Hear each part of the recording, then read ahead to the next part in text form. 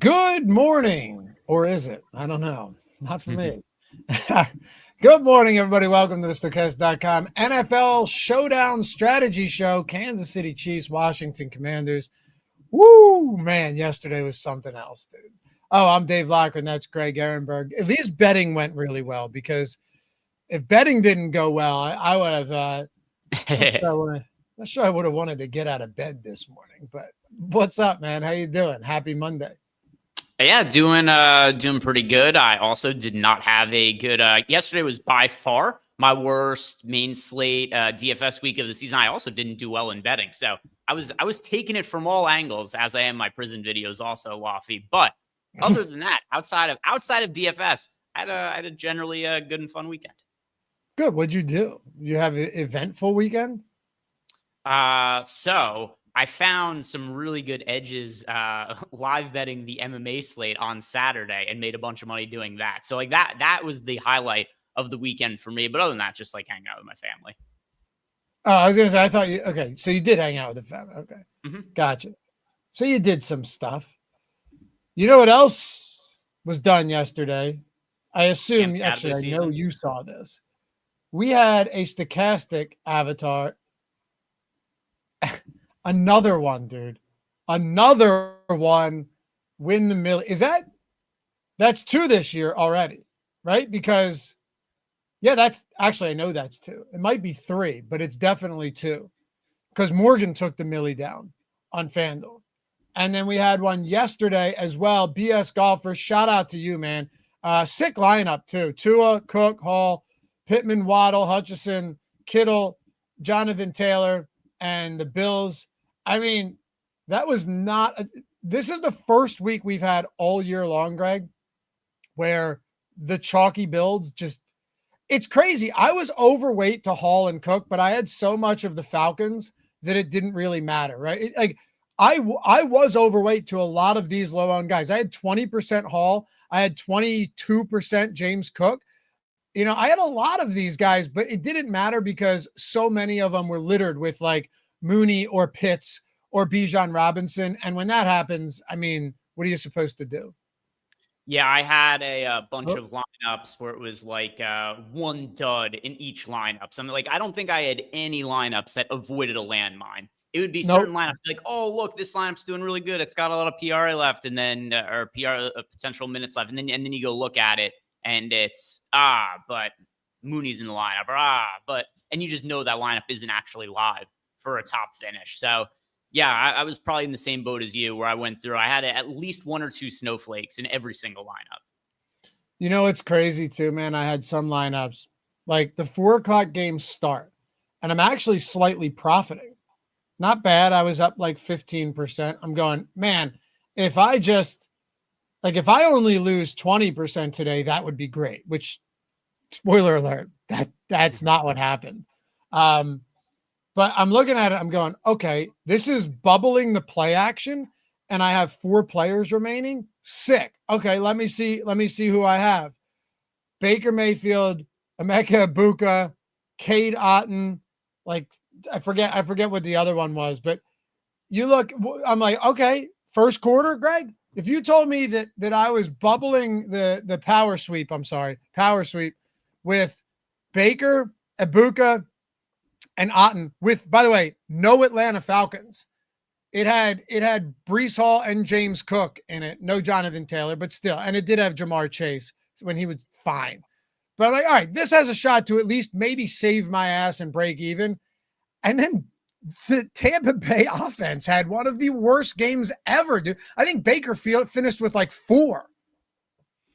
And then also, I'm getting a little concerned about Ibuka's ability to be like an alpha number one when he doesn't have the other guys healthy around him, because his last 3 games have been crazy inefficient. Like he's got something like, I was looking up the stats yesterday so I could find it really quick from my Twitter, but Ibuka now over the last 3 games, 25 targets. He's got 9 of them for 117 yards. And he also hasn't scored a touchdown over that stretch. And that was something that added a lot of value to him, obviously, at the start of the year. He also dropped a touchdown catch yesterday. But he's averaging like 4 yards per target over the last 3 games. He's getting a ton of volume. but he's dropping passes. He's not really creating a lot of separation. So the last few games have been really brutal for Ibuka. I do wonder if defenses were kind of a little bit more focused on like Mike Evans to start the year. And now that other guys have started to get banged up and Ibuka got off to a really good start to the year, I do wonder if defenses are just more cognizant of him and he's more a part of a game plan than he was at the beginning of the year. But I don't foresee myself paying up for him on slates going forward if he's going to keep being that expensive. Yeah, it's entirely possible that you're spot on here. You know what else might be factoring into everything you just said? His hamstring might not be 100% either. Sure. Like, this is a guy who, if you remember, he had a hamstring injury and they're like, yeah, he's expected to miss some time and then he didn't miss a game. So I don't know, but that was a disgusting performance. And I had a decent amount of Baker stacks in some of the, I finished. How about this, guys?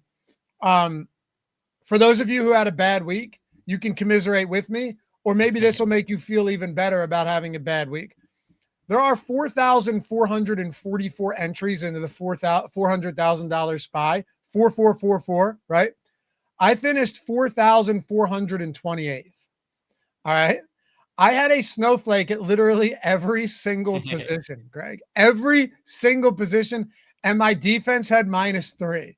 So if you think you had a bad week, I think I lost 80% on the week and I almost finished dead last in the SPY. My guess is the only reason I didn't is because some people had reserved entries and forgot to fill their entries out. That's honestly, I think, the only reason I didn't finish dead last.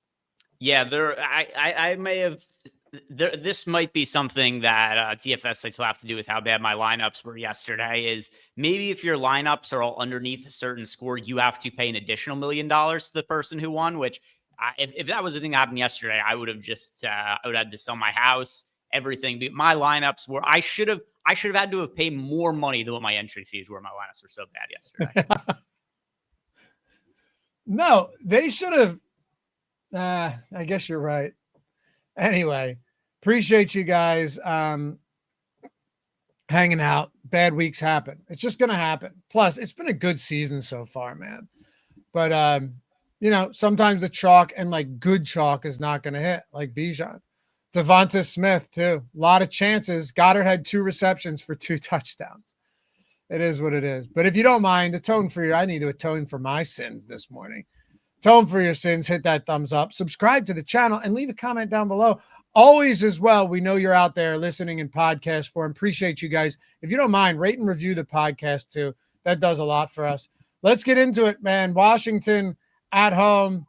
And yeah, Clayton, where's the guy who was pissed about not talking about the Niners enough on Live Before Lock? Yeah, he's back in his hole somewhere.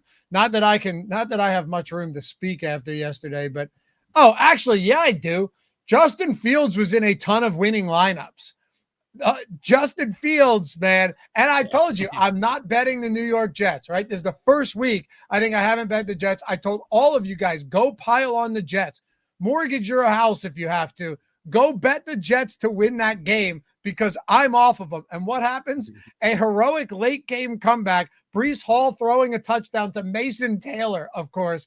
And the Jets win that game, Greg. It was just too perfect. There was no way that wasn't going to happen, and it did. I knew it. I called it in advance, and hopefully everyone took heed and went out there and ran to the window to bet the Jets yesterday. Maybe Breece Hall will be their new quarterback. We know that Woody Johnson's not thrilled with Justin Fields, which now also the Woody Johnson comments are even more ridiculous in hindsight when you realize that Tyrod Taylor wasn't even able to play. He wasn't even able to practice a lot last week because of the knee injury. And then it turns out he wasn't healthy enough to play. So Woody Johnson is just burying Justin Fields, who they had no choice but to start at quarterback on Sunday. Just what a disaster that team is overall. But yeah, they do pull off the win. Probably derail some of the Bengals' hopes of winning that division as well. Joe Flacco, I don't know what his status is going to be, but he briefly got hurt and he came back for the final drive of the game. But I don't know how significant or not significant that injury could possibly be. But yeah, maybe just Breece Hall starts a quarterback going forward. Yep. Anyway, let's get into it. Ricardo, Jet stacks, only reason I broke even. I'm telling you, man, this is football for you. This is what makes it so fun and so infuriating. We've got the Commanders on the road, 10.5, 11.5 point dogs. Greg, the one thing here is that you get Debo and McLaurin back, but you have no Jaden Daniels. You have Marcus Mariota in this game. Who knows? Maybe the Commanders are able to keep this close for a little while. It's entirely possible. Anything can happen. It's a primetime game. Their defense isn't awful, but it's also not good. The Chiefs, though, just to kind of set the table, the Chiefs have this team is stacked right now. Rashee Rice ran 19 routes and was targeted on 9 of them last game. And the only reason he didn't play more is because they were up 31-0 over the Raiders. He's back.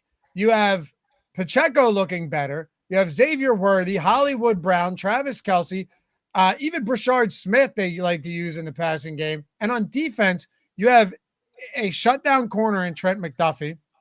You have a good pass rush. Their offensive line is getting healthier. Although I think Smith is still out today. Is whatever. I don't even think it matters. Either way, this team, I mean, the imbalance of talent in this game is just so insane. It was going to be, even if Jaden Daniels played, it was going to be something that was pretty lopsided. And now you've also got Jaden Daniels out, so it's Marcus Mariota. You've also got the Chiefs seemingly starting to hit their stride now, where you've got Rashee Rice back, and he looked really good last week. So Rashee Rice, I think that he is going to be a number 1 wide receiver going forward. Xavier Worthy, he's a little bit further removed from the ankle and shoulder injuries that he's had. Travis Kelce showing a little bit of signs of life as well. The Chiefs defense is starting to look a little bit better. I think the Chiefs most likely end up steamrolling today. You never know for sure. Random things happen in football. We see teams like the Jets win on the road all of a sudden out of nowhere after the Bengals have been looking good. But I do agree with you. On paper, this should be a very lopsided game. Yeah. Now, does that mean it will? I don't think any of us are saying it will, right? Weird stuff happens, but you're definitely going to be building lineups with some of that in mind. You know what the tough part is, though? This Chiefs team, like, I understand that Rashee Rice is the clear number 1, even pre-injury, post-injury, almost killing people in a reckless driving accident and then fleeing the scene. Post all of that, he's still the type of guy that is so good, creates incredible separation, is amazing at racking up yards after the catch. Mahomes clearly went right back to him last week. But the thing with this team, they can still go in a lot of different directions. Like, you could see Juju get 2 targets. You could see Brown get 3 targets. You could see Worthy get 5 targets.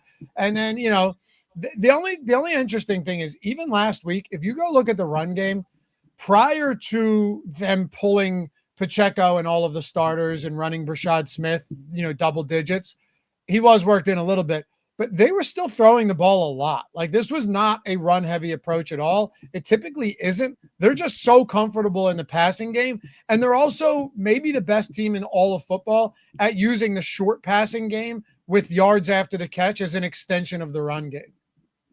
Yeah, and what you brought up about Pacheco, it is I never have known what to do with the Chiefs' run game this entire season. It looks like it's starting to trend towards Pacheco being the guy, though. 77% of snaps in week 6. Week 7, it was 56%, but like you said, that was partially because of the score and him coming out early. I mean, we saw, when did Mahomes come out of the game? Like midway through the third quarter? So I don't remember what the time was, but he came out crazy early.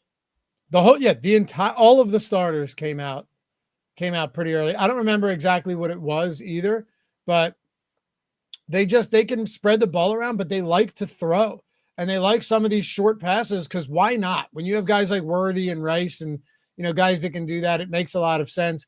DraftKings atoned for their own sins and priced Rashee Rice at a reasonable point, but he's still super viable. Patrick Mahomes is expensive, but dude, how amazing is it to see the difference in fantasy production this year from Patrick Mahomes from last year to this year? It's not just, accuracy and passing touchdowns and the points they're putting on the board, but his rushing upside's been crazy. I don't think he's going to need to do that as much today, but I mean, he's the total package from a fantasy standpoint this year. Whereas the last 2 seasons, Patrick Mahomes was disappointing in DFS. I tend to think that, just on the rushing point, I think not just today, but going forward, I think he eases off on the rushing a little bit. I just think he knows the injury risk that brings to the table. And it was when they had no Xavier Worthy and they had no Rashee Rice, it was necessary for them to win football games. Now that those guys are back, it's not to say there aren't going to be opportunities where Mahomes could run and pick up, like 10, 12, 15 yards or whatever it may be. That's going to happen from here and there in higher leverage situations. But these games where pulling up his game log right now, here we go. But like 2 weeks ago against the Lions, we rushed 10 times. I don't think we're getting games like that anymore going forward. Here's the only time I think you could see that. Let's just say it's against maybe the Bills or something, and the Bills are getting a ton of pressure, and he just has to escape a lot, right? And the Bills are a team with good corners and good coverage. But in spots like this, I couldn't agree more. It feels like he won't need to. But does that really matter, though? To me, it doesn't matter all that much on a day like today, because it's also possible that Mahomes throws for 5 touchdowns. Right? Like, he could just go out there and throw for 305 and 3/4. I'm not saying he will, but that is very much on the table.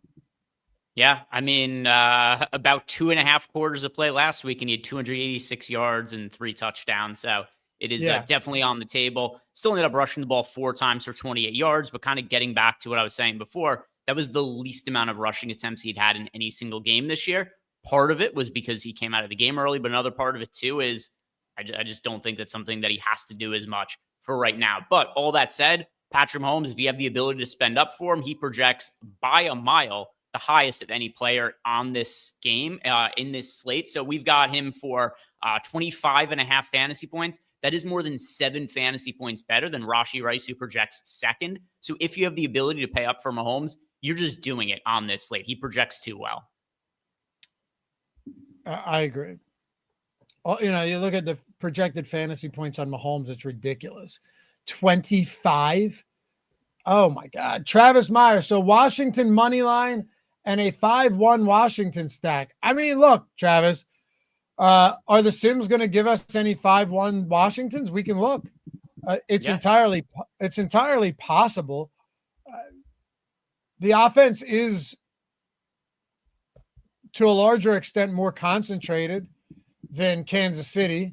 Kansas City moves the ball around a lot. I think it's unlikely that we get a lot of this, though, as 10.5 or 11.5 point dogs. But there's probably going to be a couple. There's 3. Yeah, I do have uniques on, so that did skip over this one lineup here. But that aside, we've got a Mariota. Here's the top sim ROI 5-1 commander stack. Once again, it's only 3 out of 150. But Mariota, Krosky Merritt, Matt Gay, Rashee Rice is your lone Chiefs player, Terry McLaurin, Zach Ertz. Actually, all 3 of these, interestingly, do have Mariota as the captain. Which makes sense, I think, in a spot like this. Mariota can run a little bit. Goody said, I had 3 guys in NBA last night with 80 plus and only came in 165 with 380. I didn't play NBA last night, but I looked over all of the scores, all of the box scores before I went to bed. I was shocked at how many monster performances there were. That was insane how many big performances there were. Dirty O, Brashard Smith going to get his blowout run again and be a PPR machine. The funny thing about Brashard Smith, Dirty O, is that he's getting opportunities in the passing game, even if it's not a blowout. My buddy, our mutual friend, Andy Francis, has talked about it all season long. When they get him on the field, he's used in the passing game. So I go and look at this last night when I was posting a bet over to Tails. And Greg, his targets per route run over the last 4 weeks, including last week, 58%. 58% targets per route run for Brashard Smith. So the problem is you're not going to see him on the field all that often, but when he's out there, he does get opportunities in the passing game, and they get him in space, and he picks up some yards after the catch. $4,000, it's fine. He's not the greatest play. If this ends up being a blowout, Brashard Smith could look really good. We're not far from the field here, minus 6% under the field. But overall, I think he's perfectly fine. But at 4K, I think he's probably appropriately priced. Yeah, the price has gone up at 4K. The actual thing that's more concerning to me is how often the field is playing him. He's 20% owned. Some of these other, because the Chiefs, I don't know what percentage of the Chiefs games end up being primetime games, like 60% of them or something like that. Every other time we've seen them in one of these primetime games, Brashard Smith has been somebody who could take a flyer on that was also like 5, 6, 7, 8% owned. Now he's actually pulling ownership, which that makes me definitely less interested in him than I've been on some other slates. Agreed. But I have no problem getting to some of them, is what I'm saying. Like, and the Sims we're still getting 50%, right? It's not crazy. So I'm okay with it. Let's see, hold on. With Rice back as the PPR guy, does he have a role? Yeah, they still want to use him. A lot of those 5 targets, they weren't all in garbage time at all. He was on the field when all of the starters were on the field as well. So, I'd absolutely say so. Michael Armstrong, I have a good friend from the Philly area, and I'm in Florida, claims Eagles fans are actually pretty nice. Not buying it. Am I right? Yeah, dude, they're fine. They're people. They're just people. You go anywhere. Like listen, anytime I turn on a game in Los Angeles, someone's getting murdered in the parking lot. And it's like, man, the Eagles fans are so bad, Sure, things happen in Eagles games. They also happen at Dodgers games and San Francisco Giants games and everywhere else. It's just, maybe not at Packers games. I went to Green Bay and they were so nice that I thought they were going to kill me when I turned around. But no, people are people, man. People are people. Yeah, I mean, also, like, Philly is not even that much further for me than, like, New York is. It's, like, one direction to me, people are way different than people in another direction or whatever. There have been some hilarious stories that have come out of Philadelphia games, sure. like throwing snowballs at Santa Claus. But that was from the 60s. There was the Phillies fan that threw up on the girl who was sitting below him in the stands. But like, these are all individual events. It's not like some sort of coordinated effort by the entire fan base. It's all individual events by individual people who don't necessarily represent everybody. Kind of like the Terry Rozier situation from last week. He was a bad actor. It doesn't mean that every single player in the NBA is betting on games. In a lot of ways, it's kind of similar to that. For sure. Look, there's bad apples everywhere. But I'm not sure if you guys watched the Eagles game yesterday when Cam Scadaboo's, eyes were pointing this way and his foot was pointing behind him. I'm sure that was a rough one for your dad, Greg. When they carted him off, I told everyone who was here, I had some friends and family over. I was like, yo, hold on, quiet. I wanted to listen. The whole audience, the whole 67,000 people at the link stood up and gave him and cheered for him as he came off. So I'm telling you, they're not as bad. Plus, it's so expensive to go to an Eagles game these days anyway, that the type of crowd you're getting in there is a lot different than you had at the Vet 70, 60, 50 years ago, 30 years ago. But yeah. Did you see the thing that was the craziest to me about the Scadaboo injury? It was very similar to like the Gordon Hayward injury from what was that, like 7-8 years ago? Yeah. I don't know if you caught this. He asked for help up from somebody, like as if he thought he was just going to be able to walk off the injury and get back in the game. But when he first got hurt, I don't know if it was just he was in shock, hadn't noticed yet, but like he reached up, he was like, hey, somebody help me up. And they were like, no. And then you could see he kind of looks at his leg and he puts his hands on his helmet. But there was a point in time where he thought he was just going to be able to walk off his leg being backwards. I know. I mean, you got to be in shock, right? Did they diagnose it? Was it a dislocation or was it something else? Do you know? Yeah, dislocated ankle. He's out for the season and he underwent surgery last night. That sucks, man. That sucks. Anyway, family man, I have a ton of Cam Scadaboo in best ball as well. It is what it is. Some things go. Oh, I also have a lot of Roman Wilson, so that was cool. Finally, all good things, good things come to those who wait. But K-Sub, can you guys click captain to check the points and leverage column? Yeah, sure. Absolutely. Yeah. So I'm really curious to see what happens over the course of the day here. I kind of think this holds, but as of right now, Patrick Mahomes is the most popular captain that we've seen on any showdown slate of the entire season. He's pulling north of 40% ownership, and we're getting to him a shit ton in the captain spot, but it's still underweight to the field 30% for him. Then you got Rashee Rice, 18% owned. So that means 60% of the field's lineups right now are expected to have either Mahomes or Rice in the captain spot. Wow. I think this makes for a pretty fun slate, because what you could do is play anybody else in the captain spot and feel pretty good about having a somewhat unique lineup. That is an insane, Greg.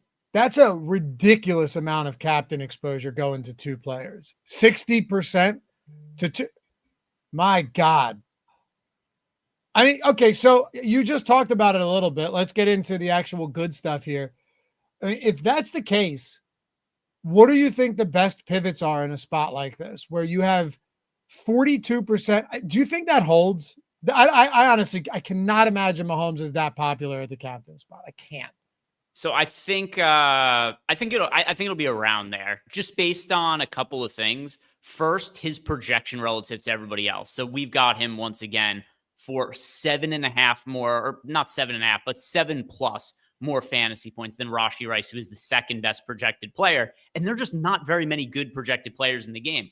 Outside of Mahomes and Rice, Mariota is the only other player who even projects for 12 fantasy points for us, or over 12 fantasy points. So that's something that's also going to play a factor. But then on top of it too, there's so few guys to pay up for that you're just going to have the salary available to be able to get all the way up to Mahomes. Look at some of the pricing.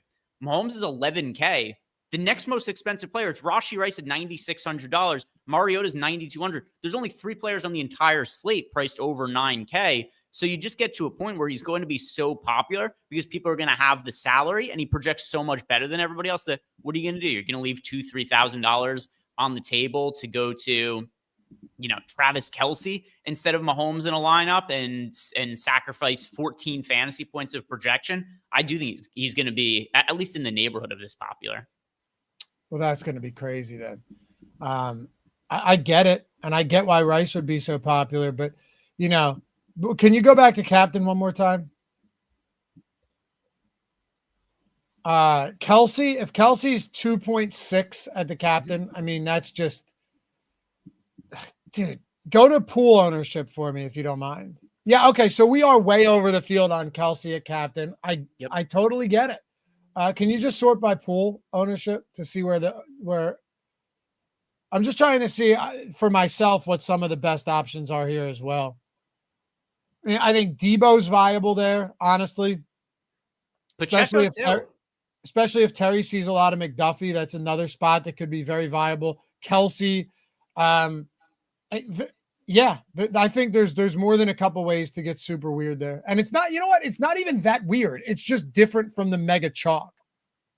I like Pacheco at 3% ownership just because we've seen the snap count go up. This is such a positive game script on paper too. I think there's big upside for Pacheco. I'd be not surprised if he puts up by far his biggest fantasy game of the season. It's been a very weak year for him overall, but we're starting to see some positive trends. And just given the game script, and then also who we're trying to get off of. We're trying to get away from Mahomes and Rice in the captain spot. And to me, the most logical way that those guys don't have a big game is just the rushing touchdowns end up coming instead of the passing touchdowns.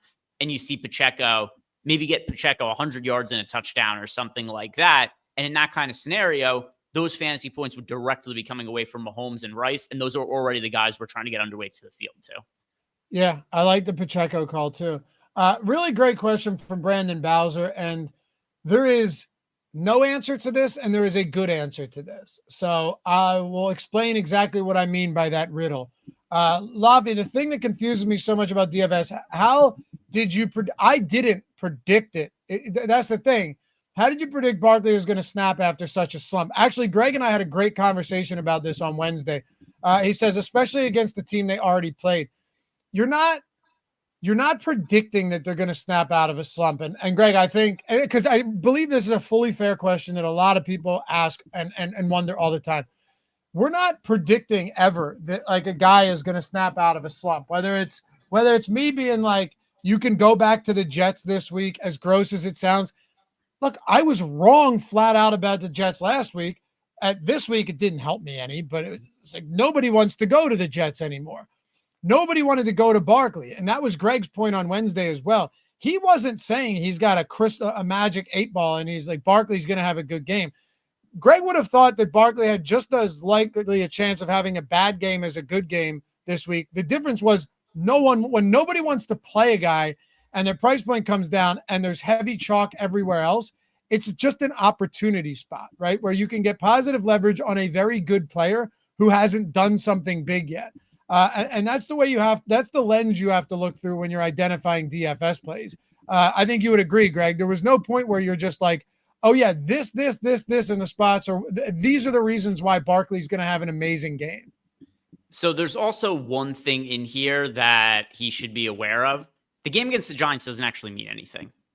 I mean, it does, but it doesn't. It's just one data point. The game against the Giants doesn't matter any more than the game against the Buccaneers, the Broncos, the Rams. There's also another part of this too. The Eagles' schedule has been not the most favorable to open up the season. Like, they've played some really difficult matchups. They played against the Broncos. They've played on the road against the Chiefs as well. So as far as the Eagles go, this was a spot where Barkley was set up for success better than some of the more recent games. Their last home game was against the Broncos. Before that, they hadn't played in a home game since September 21st against the Rams, which is also not the easiest matchup in the world. So as far as Barkley goes, to Loughy's point, yeah, we're looking at range of outcomes. It's relative to a guy's ownership. What do we think their chances of success are? And then, by the way, by the time Sunday came around, I was just jamming Bijan, and that prevented me from getting some other high-end running backs anyway. There was a lot of stuff I was telling Loughy before the show. There's a lot of stuff we liked on Wednesday, Barkley being one of them, that I just didn't end up playing as much on Sundays. We got more information, unfortunately. But another thing to really keep in mind, don't look at individual matchups for multiple reasons. No two games are the same. It's also a very small sample size. Barkley had 12 carries in that game against the Giants, and the Eagles got killed. They lost the game 34-17, so it was already a game that didn't set up well for running the football. So if you're just looking at that one game he played against the Giants, being, oh, he had this one bad game against the Giants, therefore Saquon Barkley is not capable of having good games, that's not really a good way to look at it. And then also a lot of times people will look at, oh, look at what he did against this team last year. But teams and players are usually different year over year. So if you might be putting too much weight into a one-game sample size. Yeah. Well, I just think you're putting too much weight into like predicting that a guy is going to break out. If it's a good player in a good spot, which, as you said, this is still a pretty decent spot.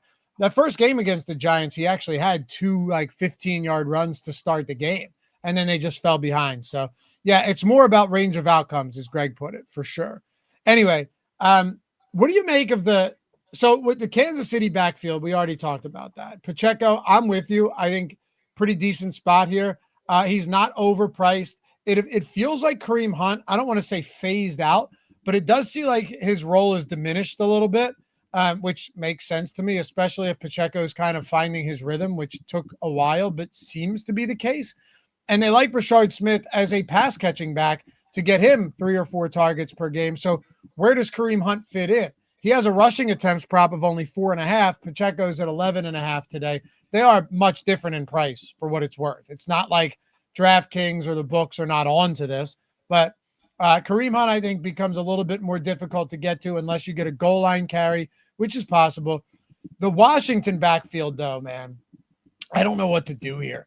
McNichols is the one that gets the majority of passing downs, even though JCM has run more routes than him over the last handful of weeks. The targets go to McNichols. He's a much better pass blocking running back. And this may be one of those spots where they need to look to some of the running backs in the passing game. What's McNichols' price point at? I'm actually somewhat interested in him if he's very cheap. Yeah, so we've got a Jeremy McNichols at $3,400, also only pulling 8% ownership. And I tend to agree with you on that as well. The snaps have been all over the place for the Commanders' backfield. If you look at, for example, Chris Rodriguez, he was a healthy DNP, just a healthy scratch for the first couple games of the season. Then all of a sudden he comes back and he's playing 38 and 35% of the snaps. Then 2 weeks ago, he only plays 2% of snaps. It was 13% last week. Krosky Merritt, his snaps have been wildly inconsistent. You go back to week 2, 22% of snaps, 40% of snaps, 35%, 47%, 66% week 6. You start to think like, oh, is this going to be Bill Krosky Merritt's backfield? But then he has fumble issues, 49% of snaps last week. So these guys just play all kinds of different snaps. I think in general, the pecking order is 1, Krosky Merritt, 2, McNichols, 3, Rodriguez, with McNichols more being the pass catching back. But it's also pretty clear to me that whoever's playing the best on a week-to-week basis, that's just who gets a little bit more playing time that game. Right. I agree. But I also think McNichols has more potential to be involved in the passing game if they fall behind early. Yeah, and I agree. I do think there's some value in that as well. Also, Mariota tends to run less than Daniels, even though he's capable of doing it. What's Krosky Merritt's price point? Yeah, so we've got Krosky Merritt is 7,200. He's pretty pricey. It's a tough spot. I mean, we're about with the field on him. I think that's fine. I'm not in love with him today. It doesn't sound like you are either. Now it does kind of make sense why you see such insane ownership going to Mahomes and Rashee Rice and even Marcus Mariota, because once you get past that, there's nobody that jumps off the page at you, even in the cheap range. Like Debo and McLaurin are playing with a backup quarterback against a very good secondary. I do, and this might be tough, and I don't know where you stand on him. I do have some interest in Debo just because, like, do they try, straight desperation mode to get Debo kind of some of those gadget plays that we saw work so well a couple of years ago in San Francisco? Do they get him in space? Do they get the ball to him in the flat? Do they give him some rushing attempts in this game? Just try unique variations to get a guy like that involved. And, I said going into the Monday night game 2 weeks ago against the Bears, we both did that. It is odd that the guy didn't practice all week and then he's active with a heel injury. He clearly was hindered by that. There's very little doubt. And now it's confirmed given that he did not play the following week. So now that you've had 2 weeks to heal up and an extended day playing on Monday night, this could be one of those spots where if you have a healthy Debo Samuel, he actually, even at a lofty price point, ends up being a pretty decent play today. He honestly might be my favorite play from the Commanders. Yeah, I mean, earlier in the year, I was playing a ton of Debo in main slates, especially on some of those games that Terry McLaurin was out. And obviously that hasn't been as relevant lately because he had the missed game and then also I think played on a Monday Night Football game. But as far as Debo goes, the other thing about him being potentially your favorite option from Washington, like for me, it's Mariota, but that's not any kind of like real crazy stance or anything like that. But if you're trying to get to somebody from Washington other than Mariota, I don't have a ton of confidence in Terry McLaurin right now. I don't feel great about the backfield. Zach Ertz is still priced up as if Debo and McLaurin were out. So I don't have any pushback against Debo being a guy to take a little bit of a stand from on Washington. Yeah. I'm just trying to look at some ways to get different. Showdown's been really tough this year, man, with the way that these games have gone. Are there any value plays, like cheap options that you find very viable today? How cheap are we talking? I mean, what's the cheapest we can go to where we get some decent options? Juju's down there. He's cheap. I have no clue if Tyquan Thornton's going to get significant work if this game stays close. Hunt, let's say like 3K or you know what? Screw it. Under 4K. Because we already talked about McNichols and Kareem Hunt. All right. Yeah, I wasn't sure if we're talking about like the guys priced under $1,000, which for that I was going to say probably not really. Although with that said, last night I was doing the Sunday Night Football live before Lock with Mangone, and people in the chat were asking, who do I like to punt with? And the answer was kind of nobody, but I was forced to give an answer. So I said Savion Williams, who ended up scoring a touchdown at 1% ownership. So maybe I should just guess somebody because it's kind of like a free roll. If you get it wrong, nobody cares. If you get it right, because if people are tweeting me like, holy shit, Savion Williams scored when I was like, I'm playing 4% of him. And then people are like, oh, sick call. But, not really. I got lucky. So let's see, sub 3K. Tyquan Thornton is a really difficult one to trust. His workload has gone way down in recent weeks, which is to be expected. Even his workload from last week is a little bit inflated because of the garbage time stuff.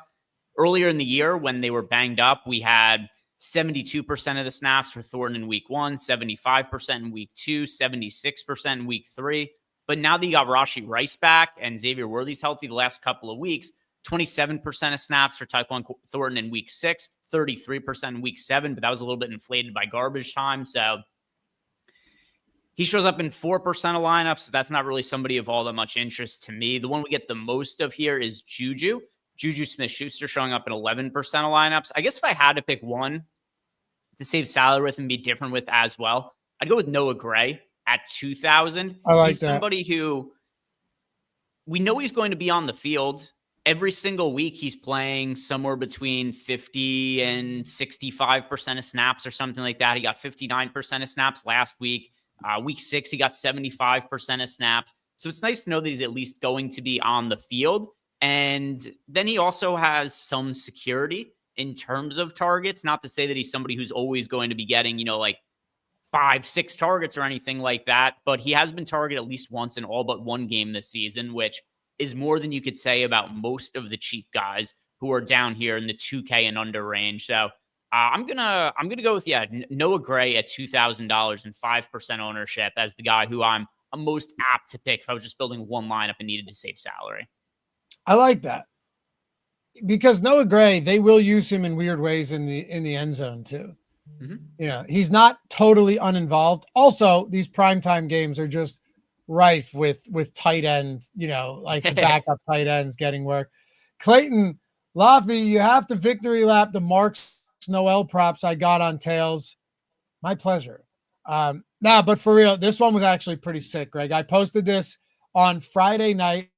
It was Woody Marks. Let me find this here. I got a bunch posted for today if you guys aren't over there. I know Greg's going to have a ton of bets posted today as well.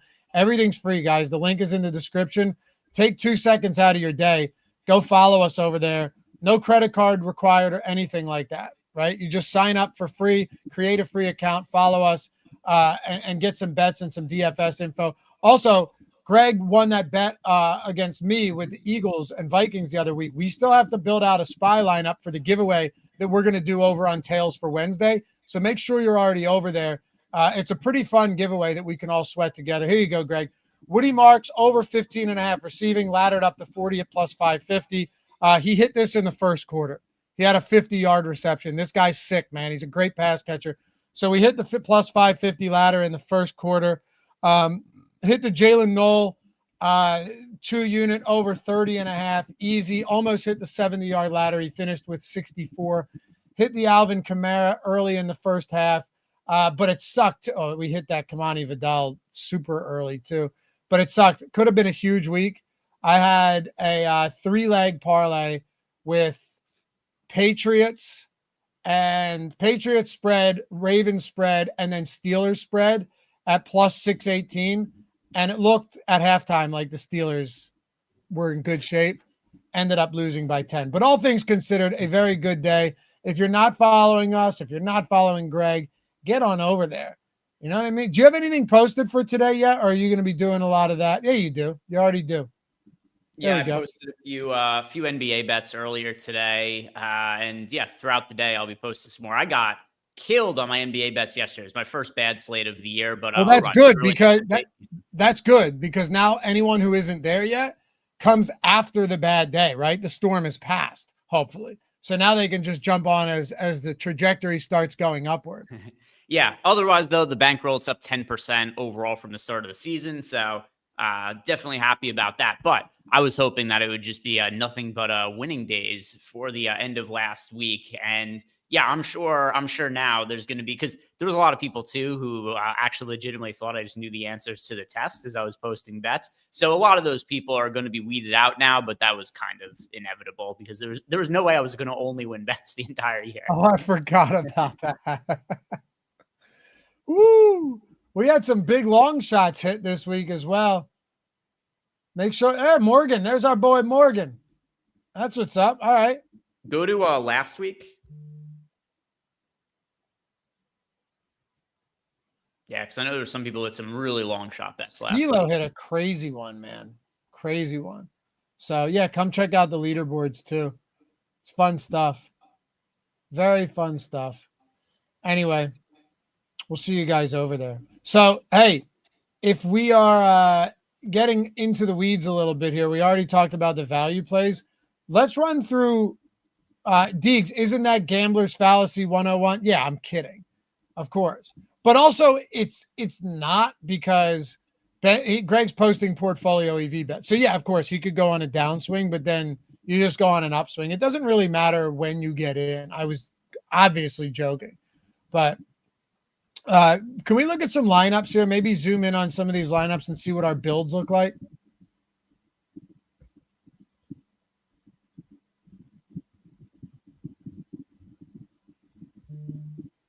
Just zoom in a bit. Can't see anything. I can't see him. Not really. That's a lot better. Yeah, so here's our top overall sim ROI lineup. It is Kelsey, the Chiefs, the Commanders, double defense, Mariota, Mahomes, and Rashee Rice. Pretty much all of the top lineups containing Mahomes, which, yeah, that makes sense. A lot containing Commanders defense too. And that, I mean, that's highly uncomfortable, but it's very difficult to fit in 6 good players on this slate. It really is. And, you know, just looking at like price points on a slate in this sense, you have the Chiefs defense is 3,200. The Chiefs defense is 4,400. I don't know. There's probably a lot of arguments to be made. Just find a way to get up to the Chiefs defense here. Marvin, is playing Mariota by himself in play tonight? I think so. I actually think it is. There may be a spot where he just has to run for his life. So we saw, we've seen Mariota start already this season, and some of the best DFS lineups that week were naked Mariota lineups because of his ability to run the football and because he isn't somebody who is, you know, necessarily super prolific throwing the football. So the first game we saw him start, he had 207 passing yards, but he had 40 rushing yards and a touchdown. So they didn't really do all that much in the passing game that week. But Mariota had a great fantasy game because of his ability to run the football. Their leading receiver that week, it was 3 catches for 74 yards for Terry McLaurin. So, yeah, I think a naked Mariota is a perfectly reasonable lineup build for this slate. Me too. Especially because nobody stands out from the Commanders in a big way. Sure, I like some Debo, but, you know, do I think you need to have that attachment? No. Why does Christian Brown's DraftKings photo look like Greg? I don't know. I haven't looked. But thank you for the super chat. I have had a few people message me that on Twitter. I do like the framing of it as why does it look like as if this is another conspiracy I'm involved in some way. Yeah, Something was set up. Like why are they doing that? I don't know. Ertz has value. Yeah. Agree. I think Ertz is fine. Yeah, I mean, look. You see some of these lineups. You have a Matt Gay captain. You have Mahomes, Pacheco, Juju, Mariota, Gay, Travis Kelce. There's no Rashee Rice, but there's Pacheco. This is like, if you were to ask me what lineup wins today, go ahead. Here's a fun one. Can you go into filters, right, and do Mahomes captain, Rashee Rice flex? So everybody watching, including myself, can see what exactly we have here. So go captain contains Mahomes, and then flex contains Rashee Rice. Because this is what a lot of us, a lot of you, I'll try to do some of it, but this is what the field is going to try to do. What does this build end up looking like? And what are the dupes on some of these? Because it's got to be a lot. All right. So you want Mahomes, you got to put, so do captain on the drop down there. I have to go to the other page for that. Yeah. Sorry. Go to lineups. Go to the lineups tab itself. And then go captain Mahomes. You can just click lineup filters. You don't have to do the 3 dots. Actually, I prefer the 3 dots, but it doesn't matter. Do it. Whatever. Hey, listen, if you want to take that extra step, go for it. And then Rashee Rice at flex. These are the type of builds I want to see how they're coming out. Oh, we don't have any of that. Yeah. I mean, they exist. They exist, but we don't have any in the top 150, do we?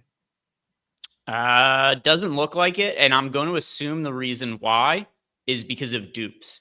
Like, look at how many dupes there are in a lot It's of not that these. many, 10 to 18. That's Let's not a go. lot.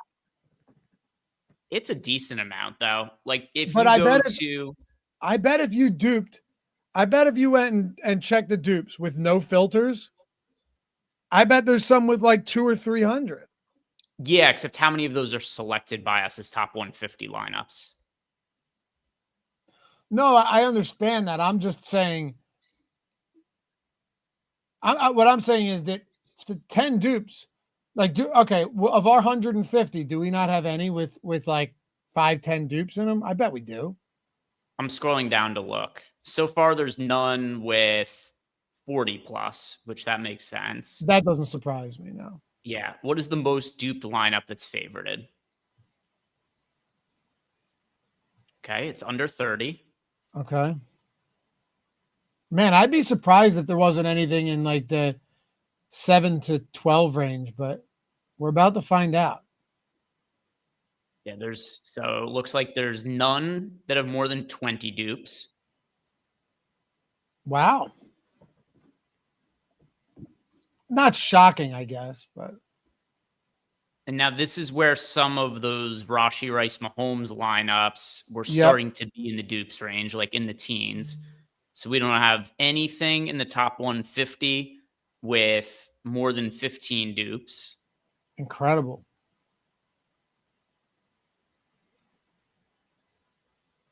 Yeah, I think it's just because of the duplications. What's your guess? What's going to be our first favorited lineup? How many? I'm going to say 9. I'll say 8. Just because you said 9 for no other reason. Fair enough. I mean, there's got to be something coming up. It would just shock me if on a slate like this, I guess there's a lot of weird ways to build it, but I'm not sure how many ways I want to build with Commanders defense just so I can get away from some of these dupes. All right. So there's none with more than 10 dupes that we're getting to. This also just shows how valuable it is to be unique in Showdown. Yeah. And how volatile Showdown is as well. Because when you get unique, you're going to have some wacky builds for sure. We're on 9 right now. One of us could be winning soon. This is crazy. And they're all negative still. Like, it's not even that they're in the positives. They're all negative. All right. I'm going to be closest. Yeah, and I'm still not positive you're even going to get one. This might be like a 3. The rest of the show is just going to be scrolling through the lineups. Yeah, come back in 15 minutes once we get there. That's crazy. Strap in, guys. This is how we do content now. We just scroll across our data. Greg and I actually brainstormed this idea over the weekend. We thought it would be a really, really exciting way to do it. Here you go. Now we're coming up on something. Maybe. Stick around. When will the first favorited lineup show up with how many dupes? All right. I mean, you're going to have to finish this out now, but I'm going to start talking. This is the last. Tomorrow is the last day to get the 20% off any NBA or All Access monthly package. Link down there. If you want All Access and you already have NFL, Core, or Max, just email us at support and you can grab that. Otherwise, you know what you can do? Jump in an NBA monthly or jump in on All Access. 20% off is a huge discount for All Access, which we typically never do. Or if you guys, we had another Millie winner yesterday, despite the fact that Bijan was terrible. This guy still got to Hall, still got to James Cook, and all of these guys.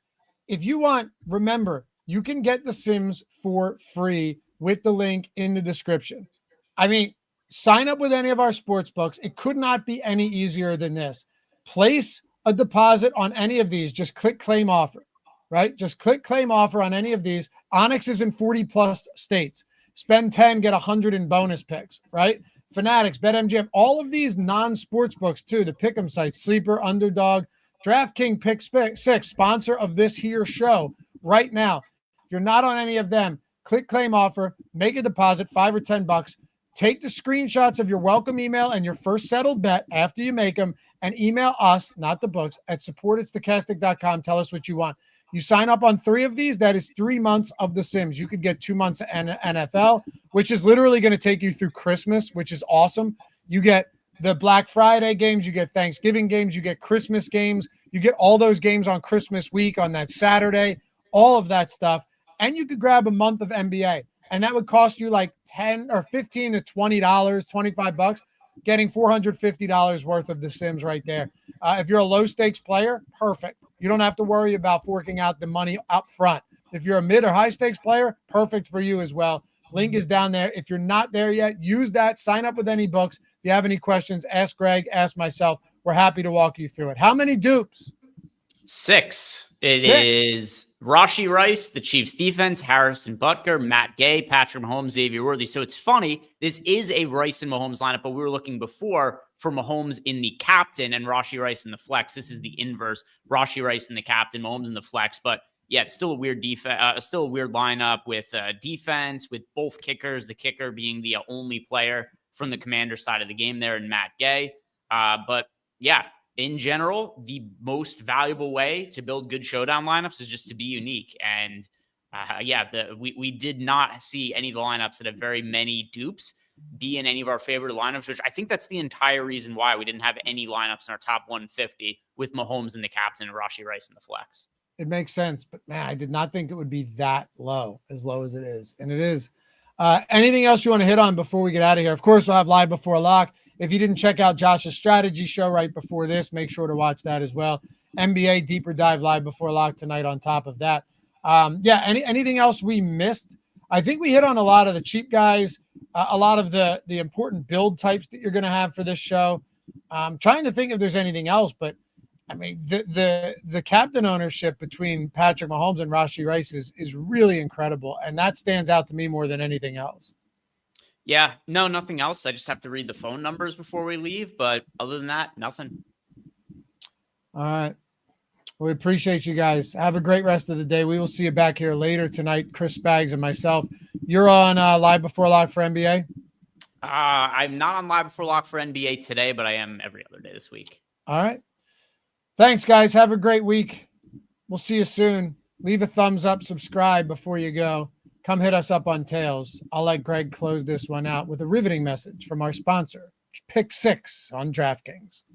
Yeah, DraftKings is the presenting sponsor of today's show. If you have a gambling problem, call or text the number 1-800-GAMBLER. Help is available for problem gambling. Just call 1-888-789-7777 or visit ccpg.org. 18 plus, valid only where Pick 6 operates. See dkng.co/pick 6 void in New York and Ontario and where prohibited. Eligibility restrictions do apply. One per new DraftKings customer. Your first $5 in Pick 6 sets for DraftKings Pick 6 receives a $50 max issued as non-withdrawable bonus picks that expire in 14 days. This offer ends on November 3rd, 2025 at 11:59 p.m. Eastern Time. Terms and conditions can be found at pick6.draftkings.com/promos. This is sponsored by DraftKings. Bye-bye.